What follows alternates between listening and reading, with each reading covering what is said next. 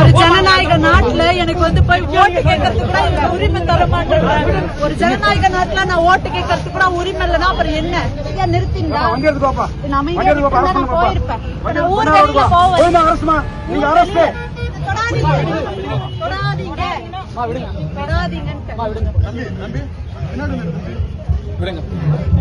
ஒரு ஜனநாயக நாட்டுல எனக்கு வந்து போய் ஓட்டு கேட்கறதுக்கு கூட உரிமை தர மாட்டேன்.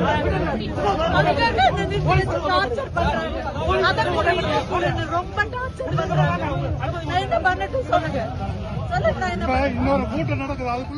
நான் கூட்டத்துக்குள்ள வரேன்னு சொல்ல இந்த பக்கம் எல்லா மக்கள் நின்றுட்டு பாதை மட்டும் விடுங்க, ஒரு 4 வண்டி போகுதுன்னு கேட்டேன். நான் எப்படி இந்த மக்களை எப்ப திரும்ப வந்து பாக்குறது? நாளைக்கு ஒரு நாள் தான் இருக்கு, எப்ப வந்து பாக்கட்டும். நான் பாட்டுக்கு அமைதியா போயிருப்பில்ல, இந்த தடுக்கனா நான் போயிருப்பில்ல.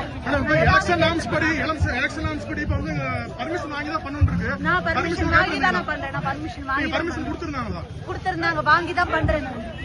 வாங்கி தான் பண்றேன். அப்புறம் ஏன் தடுக்கிறாங்கன்னா எல்லா இடத்துலயும் இதுதான். நான் டே 1ல இருந்து இதுதான் எல்லா இடத்துலயும். கட்சிக்காரங்க பர்மிஷன் போட்டு பாத்துட்டு இருக்காங்க. நான் வந்து ஊர் ஊரா வெயில்ல சுத்திட்டு இருக்கேன்.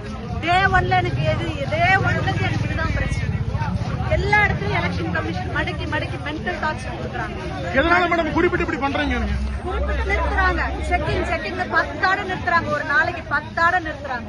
செக்கிங் அங்க இங்க செக்கிங் டார்ச்சர் பண்றாங்க.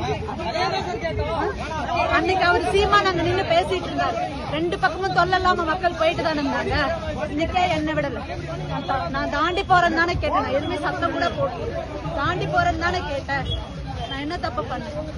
ஒரு ஜனநாயக நாட்டுல நான் ஓட்டு கேட்கறதுக்கு கூட உரிமை இல்லைன்னா அப்புறம் என்ன? எதுக்கு?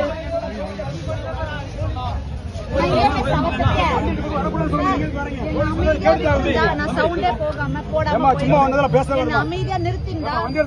நான் போயிருப்பேன். நான் ஊர் வெளியில போவேன். பண்ணுங்க.